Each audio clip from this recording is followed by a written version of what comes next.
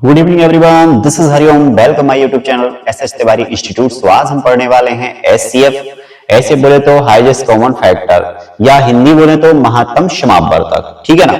तो आखिर महत्तम समापवर्तक या जो हाईएस्ट कॉमन फैक्टर है ये होता क्या है, ठीक है, ये कितने प्रकार का होता है। तो देखो बच्चों, मैं बता दूं आपको, वैसे तो एचसीएफ जो है ना कई मेथड से निकाला जाता है, लेकिन आज हम पढ़ने वाले हैं prime factorisation method of HCF. ठीक है ना, मतलब एचसीएफ निकालने के प्राइम फैक्टराइजेशन मेथड पढ़ने वाले हैं। ठीक है ना। आप देखिए इसको किस तरीके से, ये इसे कहते क्या है, आखिर एचसीएफ को क्या कहते हैं, डेफिनेशन क्या है एचसीएफ की। ठीक है, महत्तम समापवर्तक किसे कहते हैं। देखिए, which biggest number that completely divide for given number, so this number is called a HCF for given number। ठीक है ना, या हिंदी में बात कर लें तो वह बड़ी से बड़ी संख्या जो दी गई संख्याओं को पूर्णतः विभाजित कर देती है, तो उस संख्या को दी गई संख्याओं का महत्तम समापवर्तक कहा जाता है। ठीक है ना। आगे आपको समझ में आया होगा। अभी मैं जब इसको पूरी तरीके से सॉल्व करूंगा तो फिर डेफिनेशन जो है ना मैं उसको क्लियर करूंगा कि भाई किस तरीके से डेफिनेशन अपनी बोल रही है। ठीक है ना। चलो तो आगे बढ़ते हैं।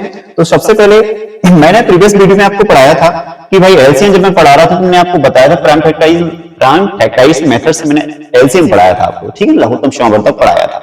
तो मैंने आपको एक चीज बताई थी कि भाई देखो, जैसे मान लीजिए मुझे क्या लेना है, एचसीएफ लेना है। किसका निकालना है, 18, ठीक है, 36, ओके, और 27। ठीक है, इन 3 डिजिट का हमें क्या निकालना है, एचसीएफ निकालना है। तो देखिए हमें क्या करना होता है, जैसे 18 है इसको इधर लिखो, 36 से इधर सेपरेटली यहां लिखो, 27 को यहां लिखते हैं। ओके, ठीक है। अब इसके बाद क्या करें, देखो अब मैं आपको एक बात बता दूं कि यहां पे अब इसको अपन डिवाइड करेंगे। ठीक है ना। तो डिवाइड में क्या लिया जाता है, जैसे सबसे स्मॉलेस्ट डिजिट प्राइम क्या है, 2 है, उसके बाद क्या है 3 है, उसके बाद क्या है 5, और उसके बाद 7 है। ठीक है ना। लेकिन अब इसके स्टूडेंट आगे भी बढ़ते जाएंगे, आपको प्राइम फैक्टर मिलते जाएंगे, लेकिन आपको बेसिकली ये चीज यूज करनी होती है। ठीक है ना। और जैसे इससे बड़ा आता है कोई भी, तो हो सकता है कोई जैसे डिजिट मान लीजिए आप जो 23 है, ठीक है ना, 23 है यदि, तो 23 को आप किसी भी टेबल में आता है क्या, 23 नहीं आता ना, ये क्या है, एक प्राइम फैक्टर है ना। तो देखो एक प्राइम नंबर जो है ना ये इसी की टेबल में आएगा, 23 की टेबल में ही आएगा। इसलिए ऐसे फिर कुछ नंबर ऐसे होते हैं जिनको हमें उसी नंबर से डिवाइड करना पड़ता है। ठीक है, तो ये बात अपन बाद में देखेंगे। ठीक है, अभी तो आप यहाँ देखिए आपके एचसीएफ को कैसे किया जाता है सिंपल तरीके से। ठीक है ना, फिर आपको बेसिक चीजें समझ में आ जाएंगी, तो आपको जो डिफिकल्ट है वो भी समझ में आ जाएगा। तो देखिए सबसे पहले मैं क्या करूँ, यहाँ पे ये 18 दिया गया है, 18 दिया गया, तो मैं एक बात बताऊं, मुझे इनमें से कौन सा डिजिट जो है ना 18 को डिवाइड कर सकता है। तो मैं आपको बता दूं, 2 भी डिवाइड कर सकता है, 3 भी डिवाइड कर सकता है कि नहीं कर सकता है 18 को, लेकिन हमें 3 नहीं लेना। क्यों, हमें सबसे छोटा स्मॉलेस्ट नंबर पहले ट्राई करेंगे कि यदि स्मॉलेस्ट नंबर से डिवाइड हो रहा है तो हमें फिर बिगेस्ट नंबर नहीं लेना है, भले उसके टेबल में आता हो। ठीक है ना। तो आप यहाँ देखिए, ये डिसाइड कैसे करेंगे 2 की टेबल में आ रहा है कि नहीं आ रहा। तो देखो आप यूनिट डिजिट पे यदि इवन नंबर है तो 2 की टेबल में आ जाएगा। ठीक है ना।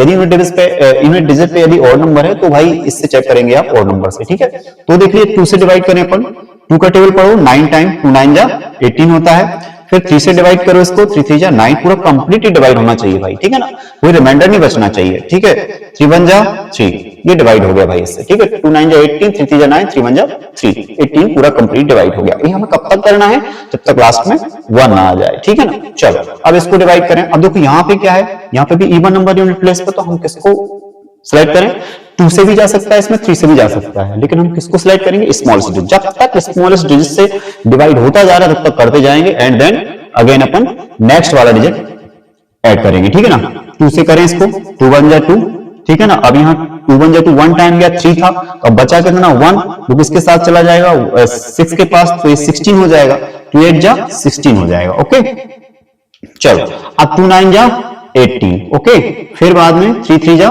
9, फिर 3 1 जा 3, ये कंप्लीट हो गया। ओके, अब देखिए ये कैसे किया मैंने, देखो कुछ बच्चों को यहाँ प्रॉब्लम हो रही होगी, है ना। देखो ऐसे किया मैंने, डिवाइड किया भाई, डिवाइड तो किया डायरेक्टली, मैंने 2 से 36 को डिवाइड किया। ओके, तो कैसे करते हैं, 2 का टेबल पढ़ो, 3 से ज्यादा नहीं होना चाहिए, 2 1 जा 2, 2 2 जा 4, ज्यादा हो जाएगा ना, तो 2 1 जा 2। ओके, तो 1 टाइम गया, तो यहाँ पे क्या लिखोगे 2, 3 में से 2 जाएगा, कितना बचेगा बच्चों, 1 बचेगा।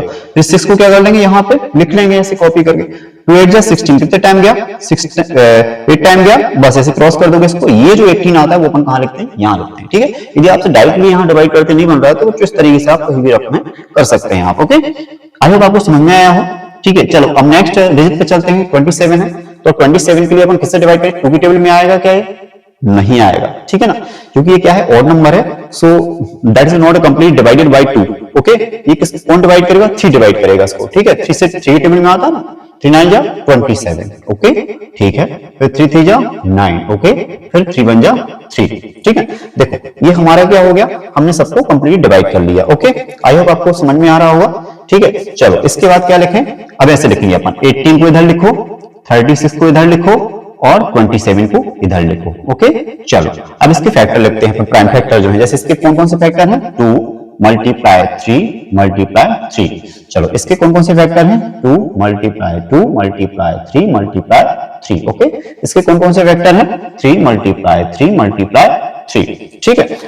अब क्या करेंगे, अब हमें क्या देखना है कि जो डिजिट इसमें हो वो डिजिट इसमें भी होना चाहिए, वही डिजिट इसमें भी होना चाहिए, तीनों में जो कॉमन होगा उसी को हम यहाँ पे लेंगे, ठीक है ना। जैसे 2 इसमें है, 2 इसमें है, लेकिन इसमें कहीं 2 नहीं दिख रहा है, इसलिए 2 को कहीं भी नहीं लेंगे अपन, ठीक है ना, यहाँ पे कॉमन में, क्योंकि इसमें तो कहीं 2 है ही, ठीक है ना। चलो अब जैसे मान लीजिए 3 है, इसमें एक 3 है, तो इसका 3 ये है, इसमें भी एक 3 है, इसका मतलब तीनों में है कॉमन 3, तो अपन 3 को क्या कर लेंगे, ले लेंगे यहाँ पे, ठीक है। चलो इसके बाद क्या है, एक तो 3 चला गया, इसका ये वाला चला गया, ये वाला और ये, मतलब इनमें से एक 3 चला गया, है ना।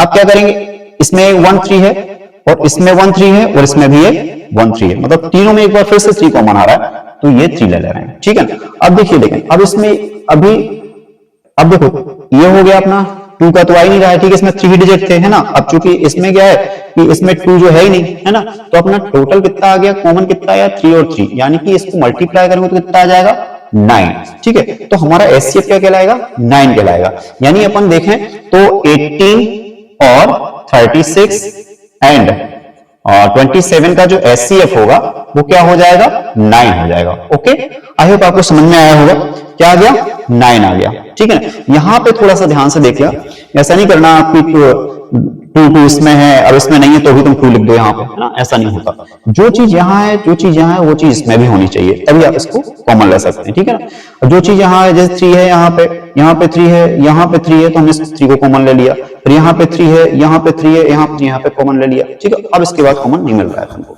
ओके, तो ये 9 आ गया अपना, ठीक है ना। तो अब देखो मैंने अपनी डेफिनेशन क्या बताई थी आपको, ये आपका एचसीएफ आ गया है, ओके, ये आपका महत्तम संवर्धक आ चुका है। मैंने डेफिनेशन क्या बताई थी, विच बिगेस्ट नंबर, बिगेस्ट मतलब कॉमन, सबसे बड़ा कॉमन नंबर कौन सा आ रहा है, इसमें 9 आ रहा है, तीनों में सबसे कॉमन बड़ा नंबर क्या आ रहा है, 9 आ रहा है।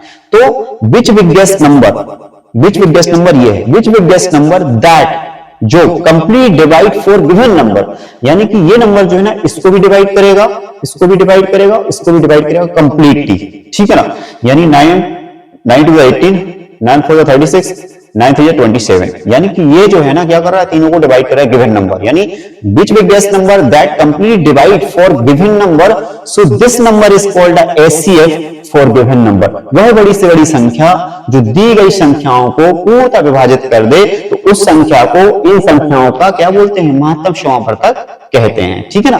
तो आई होप आपको ये चीज समझ में आई होगी, ठीक है ना। और यदि आपको नहीं समझ में आया है तो प्लीज कमेंट में लिखिएगा मेरा पढ़ाना कैसा लग रहा है आपको, ठीक है। और लाइक, सब्सक्राइब और चैनल को शेयर करना ना भूलें। जय हिंद, जय भारत।